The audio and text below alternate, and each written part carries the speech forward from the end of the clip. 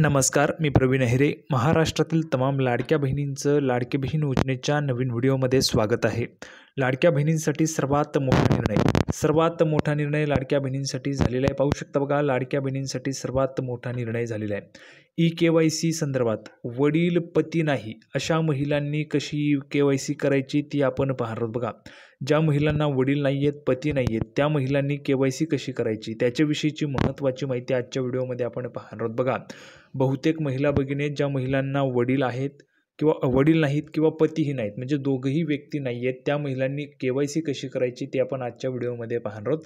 त्याच्यासोबतच पुढे पाहू शकता बघा, नोव्हेंबरचा हप्ता पण मिळणार आहे. सध्या आपण पाहिलं तर महाराष्ट्र राज्यात आचारसंहिता जी आहे ती लागू झालेली आहे आणि आचारसंहिता लागू झाल्यामुळे आता बहुतेक महिलांना असा त्या ठिकाणी जो काही प्रश्न आहे तो पडलेला आहे की नोव्हेंबरचा हप्ता मिळणार की नाही, त्याची पण महत्त्वाची माहिती आजच्या व्हिडिओमध्ये आपण समजून घेणार आहोत.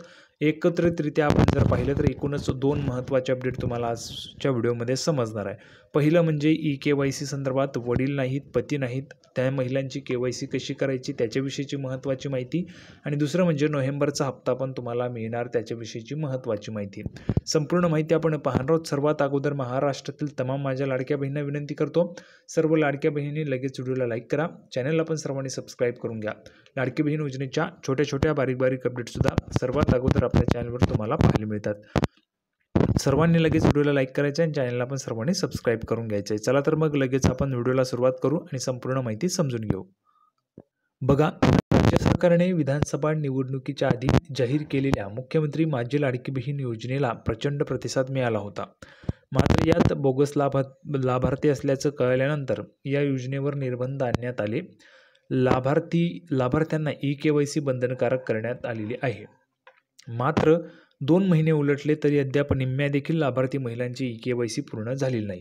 याच्यामध्ये बघा, महत्त्वाचं म्हणजे जवळपास 30 लाख महिला तरी आपण त्या ठिकाणी पकडून घेऊया. 30 लाख महिला किंवा त्यापेक्षा कमी महिला असू शकतात ॲप्रॉक्सिमेटली, म्हणजे अंदाजे मी ह्या ठिकाणी जी काही आकडेवारी ती सांगतोय, अंदाजे 30 लाख महिला आहेत ज्या महिलांचे वडील नाही आहेत किंवा मग पती नाही आहेत. अशा अंदाजे 30 लाख महिला या ठिकाणी सांगतोय.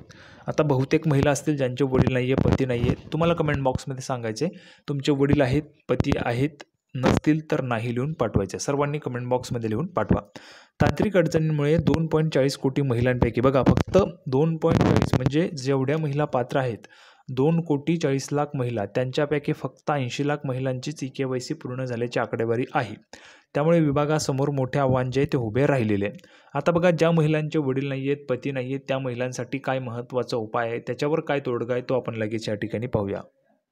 तर बघा, महत्त्वाचा विषय असा आहे बघा, विधवा महिलांच्या बाबतच्या समस्यांवर तोडगा. बघा, ज्या महिलांचे पती नाही आहेत त्या महिलांच्या समस्यांवर तोडगा. अतिशय महत्त्वाची माहिती. बघा, विधवा तसेच घटस्फोटित महिलांना ई-KYC करण्यात मोठी अडचण येत आहे. विधवा महिला असतील, घटस्फोटित महिला असतील किंवा ज्या महिलांचे वडील नाही आहेत, म्हणजे अशा बहुतेक महिला भगिनी आहेत, लाडक्या बहिणी आहेत ज्यांचं लग्न झालेलं नाही आहे परंतु दुर्दैवाने त्यांचे वडील पण हयात नाही आहेत, त्या महिलांना म्हणजे त्या लाडक्या बहिणींना पण अडचण येत आहे, मोठी अडचण येत आहे लाडक्या बहिणींना ई-KYC करण्यामध्ये. पती तसेच वडीलही हयात नसल्याने त्यांना ई-KYC करता येत नसल्याच्या तक्रारी आहेत. या महिलांची समस्या सोडवण्यासाठीही प्रयत्न सुरू असून लवकरच त्यावर तोडगा निघणार असल्याचं मंत्री अदितीताई तटकरे म्हणालेले आहेत. बघा, या ठिकाणी जी काही माहिती दिलेली आहे आपण पाहिलं तर आता 2 महिन्यांपासून हा प्रॉब्लेम सतत सुरू आहे.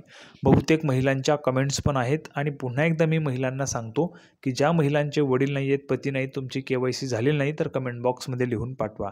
लाडक्या बहिणींनो, बघा, ही जी काही महत्त्वाची माहिती आहे ही माहिती सरकारपर्यंत पोहोचली नाही का? 2 महिने झालेत, सरकारपर्यंत ही माहिती पोहोचली असेल. सरकारने यावर लवकरात लवकर तोडगा काढायला पाहिजे, कारण 18 तारीख जी आहे ती जवळ येत आहे.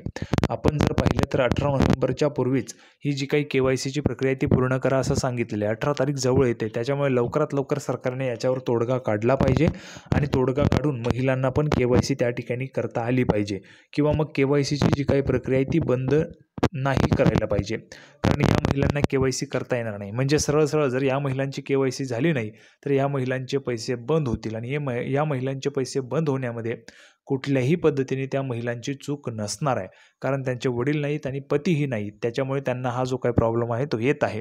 तर यावर लवकरात लवकर सरकारने तोडगा काढायला पाहिजे. तुम्हाला काय वाटतं तुम्ही कमेंट बॉक्समध्ये सांगा. आता नोव्हेंबरच्या हप्त्यासंदर्भात बघा, त्याच्यानंतर बघा आचारसंहितेमध्येही लाडक्या बहिणींच्या खात्यावर पैसे जमा होणार आहेत. त्याचं कारणही समोर आलं आहे. ही योजना पूर्वीचीच असून लाभार्थीही निश्चित झालेले आहेत, त्यामुळे लाभासाठी आचारसंहिता लागू असणार नाही असे एका अधिकाऱ्याने सांगितले. बघा, शक्यता आहे यामध्ये ही जी काही योजना आहे ती अगोदरची असल्यामुळे या योजनेचे पुढचे पैसे पण त्या ठिकाणी वेळेवर येतील. म्हणजेच नोव्हेंबरचा जो हप्ता आहे तो पण तुम्हाला वेळेवरच येईल असं या ठिकाणी आपल्याला पाहायला मिळतंय. तर आता जे काही असेल ते आपल्याला पुढे समजणारच आहे. जर संपूर्ण माहिती आपण पाहिली, सर्वांना व्हिडिओ आवडला असेल तर व्हिडिओ लाईक करा, चॅनलला सबस्क्राईब करा. लाडकी बहीण योजनेची अशाच पद्धतीची नवीन अपडेट घेऊन पुढच्या व्हिडिओमध्ये आपण पुन्हा एकदा भेटूया. तोपर्यंत धन्यवाद.